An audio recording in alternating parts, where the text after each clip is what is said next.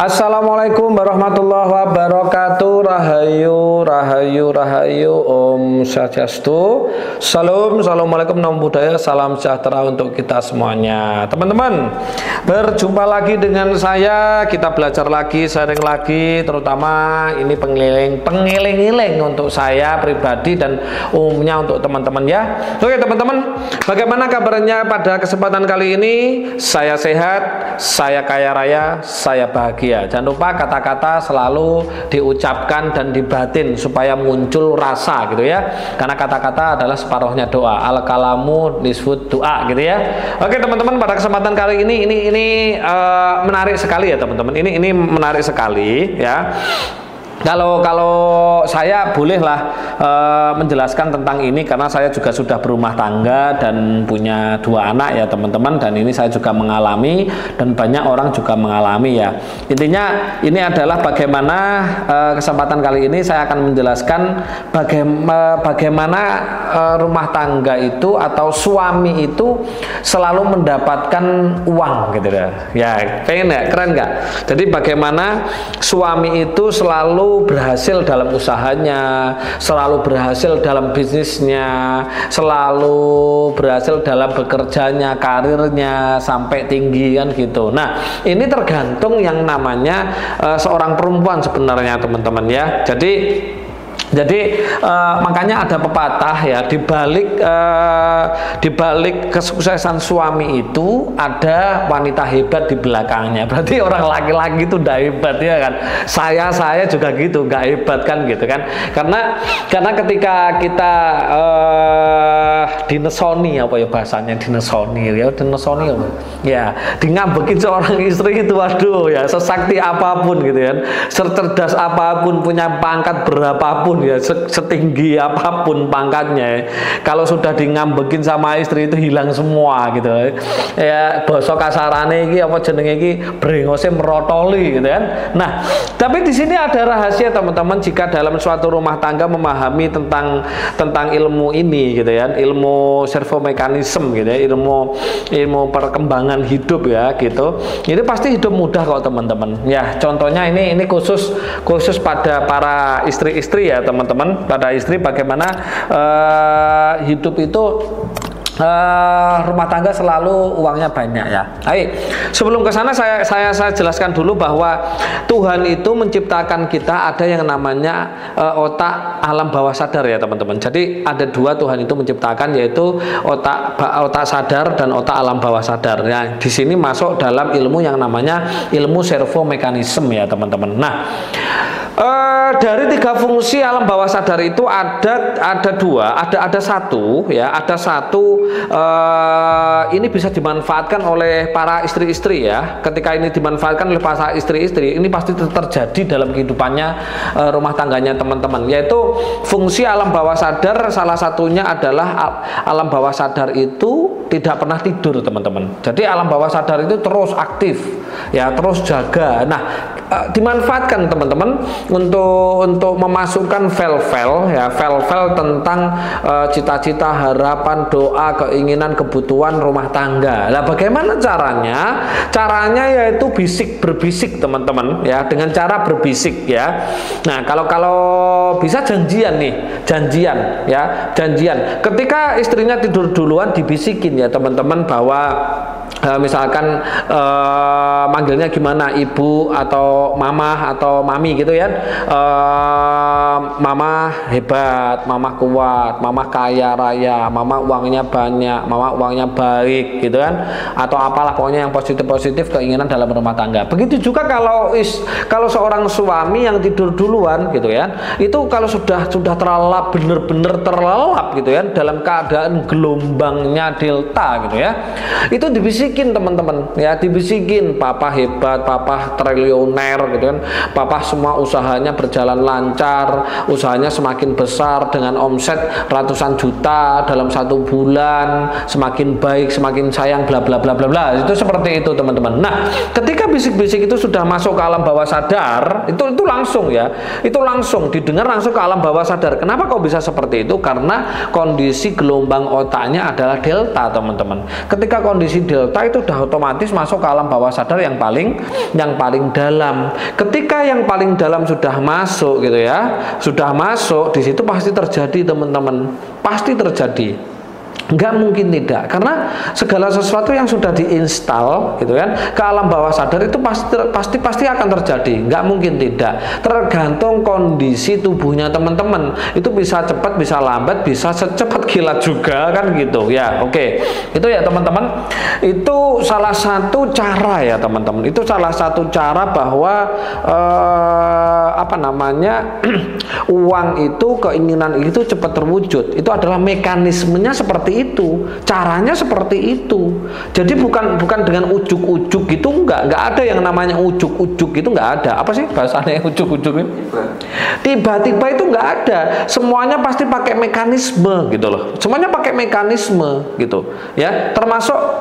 Termasuk ketika teman-teman sudah menginstal ke kepala, ke alam bawah sadar istrinya atau suaminya nih, otomatis di situ akan membentuk sebuah vibrasi kalau sudah di dalam alam bawah sadar ya teman-teman. Ketika sudah membentuk vibrasi seperti itu, dia akan keluar menjadi sebuah getaran. Nah, getaran inilah yang akan ditangkap oleh medan elektromagnetik semesta, dikirim ke semesta dan akan dikembalikan lagi kepada diri kita. Jadi semuanya itu ada mekanisme, makanya disebut dengan ilmu servo mekanisme gitu loh. Jadi bukan hanya sebuah, makanya jangan cuma doa plek seperti itu aja. Bukan semuanya ada ilmunya. Kalau nggak ada ilmunya ya nggak bisa ya teman-teman. Itu yang pertama teman-teman. Yang kedua ya teman-teman, manfaatkan ya kebutuhan biologis gitu ya, atau nafkah batin gitu ya, biasanya disebut dengan bersenggama gitu ya. Itu lakukan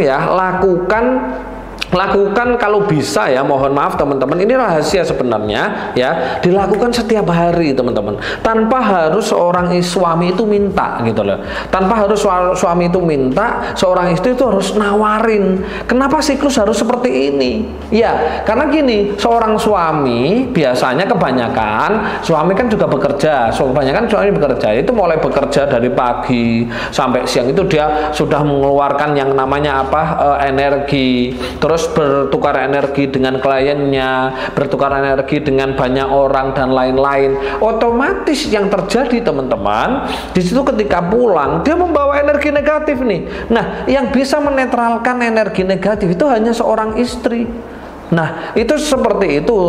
Ketika sudah pulang, silakan disuruh mandi, kasih makan. Setelah kasih makan, baru diajak untuk berhubungan. Kenapa? Untuk menetralkan energi negatif ini. Akhirnya energi negatif yang berada di dalam tubuhnya suami akan diserap oleh istri, dan istri dibuang oleh apa? Oleh tubuhnya sendiri. Itu mempunyai mekanisme seperti itu. Makanya coba deh lihat teman-teman. Mohon maaf sekali. Orang di sekitaran Anda yang mohon maaf ya, yang ekonominya di bawah gitu ya, ekonominya pas-pasan gitu, coba lihat hubungan bersenggamanya, hubungan suami istrinya, maksudnya hubungan badan suami istri itu, coba ditanya aja. Nanti pasti jawabnya seperti ini. Wah, nggak kober yuyu, nggak kober itu? Apa sih nggak sempet ya? Nggak sempet yuyu, kok mikir apa jenenge week gitu ya? Nggak, berangkat pagi pulang malam wis kesel awake, wis gak mungkin. Nah, di situ sebenarnya salah kaprah gitu loh. Salah kaprah. Ketika manusia tidak seperti itu, akhirnya terakumulasi energi-energi negatif di dalam tubuh yang akan mengakibatkan energi negatif, dan energi negatif itu akan mempengaruhi medan elektromagnetik kita.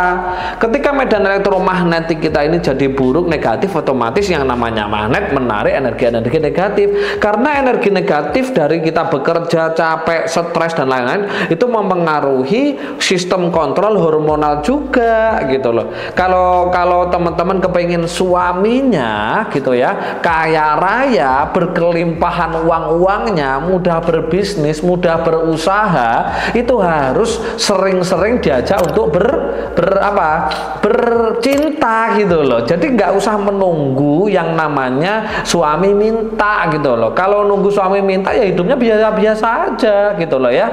Nah, Mas malu gimana? Loh, masih hidup satu rumah bersama si suaminya, kok masih malu? Kan yo aneh toh kan gitu ya. Jadi untuk para istri gitu ya, jangan hanya menunggu suami itu minta gitu loh. Karena apa? Ketika suami itu bahagia, uang itu mudah datang. Ketika suami itu bahagia, bisnisnya lancar. Ketika suami bahagia, itu usahanya juga lancar. Makanya apa? Makanya di dalam Islam itu ada ajaran ya kan, puaskan ya kan, puaskan apa? Matanya, puaskan perutnya, dan puaskan kelaminnya. Itu ada ajaran di dalam Islam. Tapi teman-teman karena nggak pernah belajar agama gitu ya, juga nggak tahu puaskan matanya gimana. Jadi ketika suami pulang, rambut jangan ruwek-ruwek. Apa itu ruwek-ruwek gitu? Ya pakai berdandan lah gitu kan. Puaskan matanya kan. Setelah itu puaskan perutnya, hidangkan makanannya kan gitu kan. Buat dia bahagia, nyaman kan gitu. Setelah kalau sudah dipuaskan yang perutnya, baru dipuaskan kelaminnya, diajak. Itu seperti itu. Tetapi dalam ilmu bersenggama juga ada ilmunya, nggak sekedar ngawur pek seperti ini, enggak. Ada caranya ya teman-teman. Ini saya ulas di sini ya teman-teman. Ya, cara bersenggama dengan untuk menghasilkan uang gitu, menghasilkan energi kelimpahan, energi uang, itu caranya adalah, modelnya adalah kita duduk berhadapan-hadapan. Nah, engko golek ono gambare coba ya. Jadi kita duduk seperti ini, istri juga duduk di hadapan kita seperti ini. Itu ketika pada waktu close, pada waktu